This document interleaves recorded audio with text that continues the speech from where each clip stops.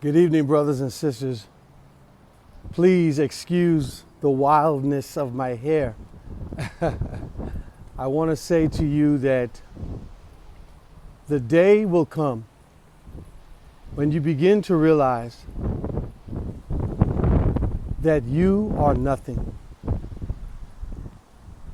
The day will come when you will begin to realize that no matter how beautiful you might be, talented, intelligent, or handsome, that you are nothing. Now, this is strange dialect because we live in a world where your value and self-value is very important. And we are taught to value ourselves to such a degree that we would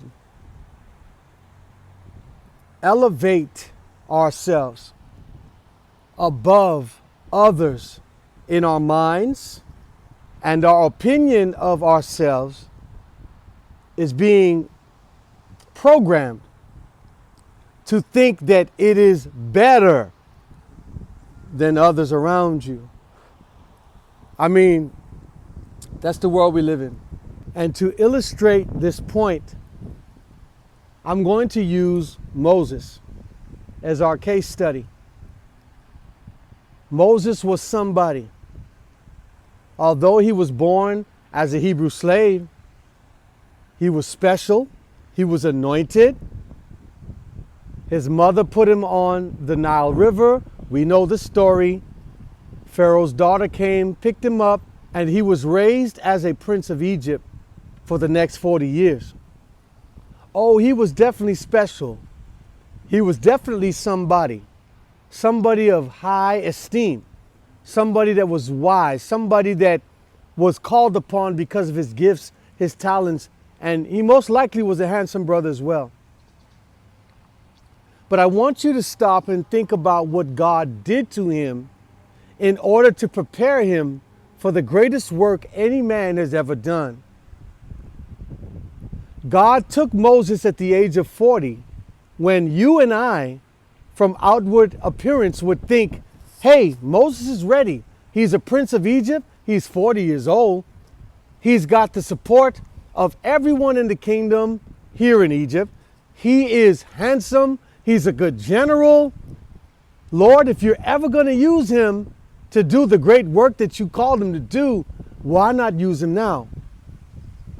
But notice what God did. He flipped the script on Moses, because we're told through the pen of inspiration, through the word of God, that Moses thought himself that he was ready at the age of 40, around the time that he killed the Egyptian. What happened to Moses after he killed the Egyptian? He fled for his life. He ran to another country, out in the desert. And at that point, you would think that the dream, the vision, and the calling was done with. However, for the next 40 years, God took a man that was full of importance, that was famous, that was sought after. God took a man that was handsome, intelligent, a general in the wars and the armies of Egypt. God took that same man who at one point had it all, apparently, and made him nothing for the next 40 years. And again, if you and I were looking at this situation from our own viewpoint, we would say, well, Moses' life is over. He's now in the wilderness after having been the prince of Egypt and someone who was of great importance, and he's now tending to dumb sheep. Everybody would have written him off. Everybody would have said his career is finished. Everybody would have said, look at where he was last year and look at where he is now. If he was telling anybody in Egypt that he was the chosen one called to deliver the children of Israel, then they won't believe in that now. God brought him down to nothing. Brothers and sisters, I want you to know, it wasn't until Moses realized that he was nothing that God was able to do everything through him. I'm going to go a step further. You look at your education. You look at your beauty, your handsomeness, your muscular build. You look at your degrees and maybe even the fact that you're called upon in certain places to be the MC of ceremony, to speak when others aren't willing or too shy. You are called upon because you're the tallest, you're the shortest maybe even, or you're just the cutest. You're called upon because you're the smartest, because you know how to put two and two together. So everybody wants you. Everybody wants to use you, put you in front. But it is not until you are brought low and are made to see your nothingness that God is going to call on you to use you. Men may call on you. And look, if you're in that position like Moses, where God is preparing you for greater later during your 40 years of wilderness training, don't get jealous and don't look at others who seemingly have a greater position but less gifts and talent.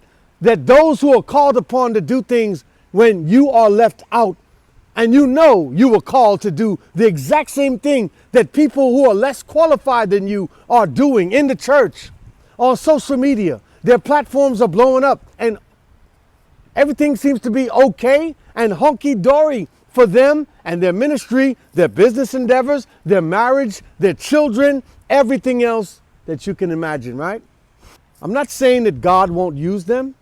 What I'm saying is God is more ready to use those who, like Moses, post-wilderness, the first 40 years, recognizes the fact that they are nothing. How long do you think he contemplated while in the desert for 40 years the fact that he was once something and that he thought he would do great things when he was something?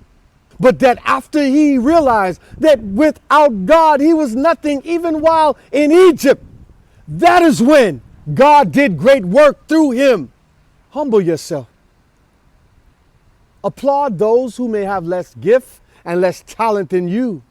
Applaud those who are seemingly doing well when you are the one qualified, more so than them. Be happy for those around you that are doing well. Humble yourself. When you are being tempted to think that God is done with you and that he's no longer going to use you, humble yourself. When you feel as if God has forsaken you, when you notice that there are more temptations than a little bit and you're tired of it, humble yourself. Turn the other cheek. Say yes when you want to say no.